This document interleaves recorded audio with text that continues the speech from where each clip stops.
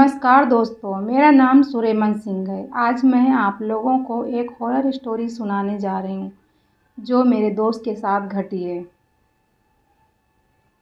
जब मेरे गांव की कंपनी बंद हो गई थी और जॉब के लिए मुझे दूसरे गांव की कंपनी में जाना पड़ता था।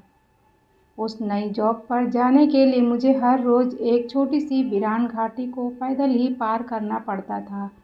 वहाँ से बहुत कम लोग गुजरते थे। मैंने घाटी के बारे में गांव के लोगों से भूत प्रेत की काफ़ी सारी बातें सुन रखी थी।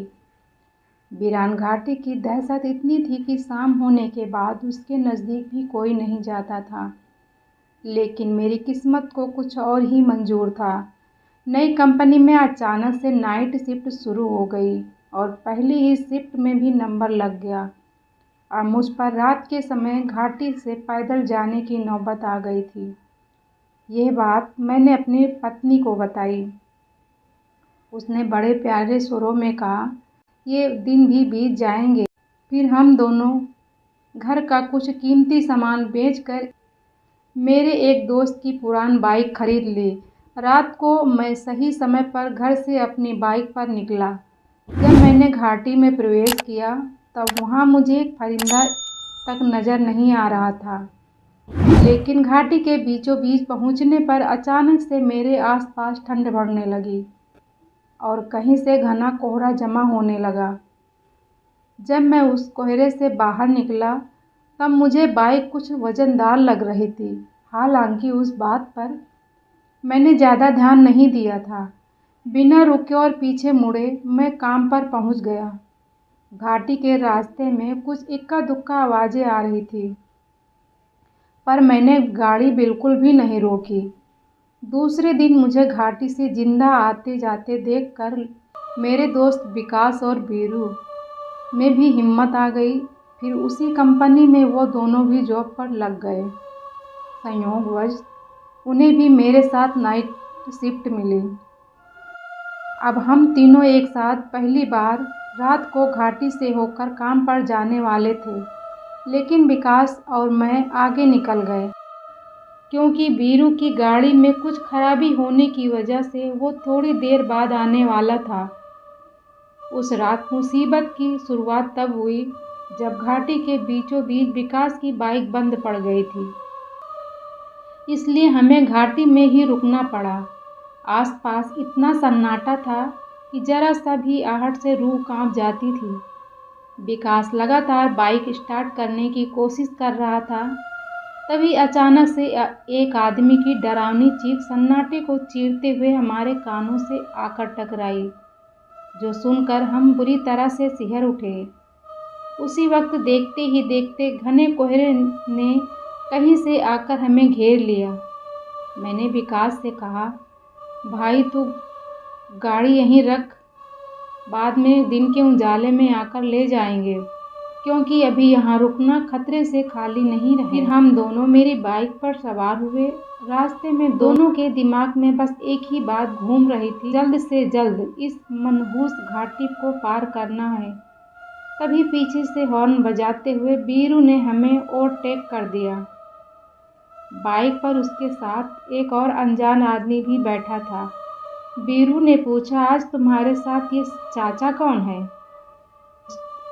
हमें भी तो पहचान करवा दो। बीरू ने जवाब दिया, कौन से चाचा, मैं तो अकेला आया हूँ।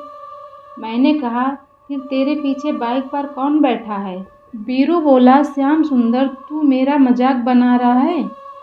इतना कहकर बीरू ने अपनी बाइक के हैंडल से एक हाथ हटाकर पीछे घुमाकर दिखाया और हमारे सामने उसका वो हाथ उसके पीछे बैठे आदमी के शरीर से आर पार चला गया। फिर वो अनजान आदमी हमारी तरफ देखकर मुस्कुराने लगा। वो भूतिया नज़ारा देखकर विकास और मेरे हाथ पैर ठंडे पड़ गए। हम दोनों कुछ भी बोल नहीं पा रहे थे। आवाज़ जैसे गले में ही अटक रही थी।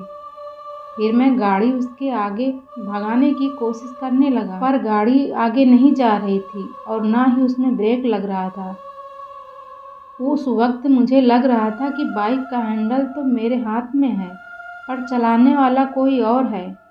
हम बीरू की तरफ न देखने की कोशिश कर रहे थे, विकास ने मुझे कसकर पकड़ के रखा था। हम दोनों डर से कांप रहे थे। वीरू हमारी बाइक के बराबर बाइक चलाने लगा और हमारी नज़र न चाहते हुए भी उस भूत पर पड़ रही थी। वो अभी भी हमारी तरफ ही देख रहा था। उसके चेहरे पर एक शैतानी मुस्कान थी। बस वो देखकर हमारी फटके हाथ में आ चुकी थी। आगे के रास्ते में बहुत घना कोहरा फैला हुआ था। तभी वीरू को अचानक से कुछ हुआ और वो स्पीड में कोहरे में घुस गया और बाद में हम भी घुस गए। कोहरा जब खत्म हुआ तब वीरू की बाइक हमारे आगे थी, पर उसके पीछे सीट पर वो भूत नहीं था। वो देखकर हमें जरा सी राहत मिली। घाटी अब खत्म होने वाली थी। जब हमारी बाइक वीरू के नज़दीक पहुंची तब हम उसे सब कुछ बताने ही वाले थे। उससे पहले ही वीरू बोला, अब तुम दोनों बताओ, कोहरे में से ये कौन से चाचा को उठा लाए थे?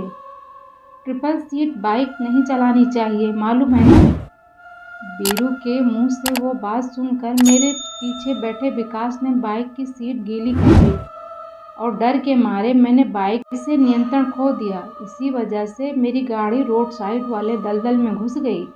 वीरू ने हमें पास वाली हॉस्पिटल में पहुंचाया। हम दोनों को काफ़ी चोट लगी थी, लेकिन हाथ पैर और सिर सलामत थे। बाइक दलदल में घुसने की वजह से हम बच गए, पर वीरू हैरत में ज़रूर था कि आखिर उस समय क्या हुआ था। दोस्तों, ये कहानी आप लोगों को कैसी लगी कमेंट करके हमें ज़रूर बताएं।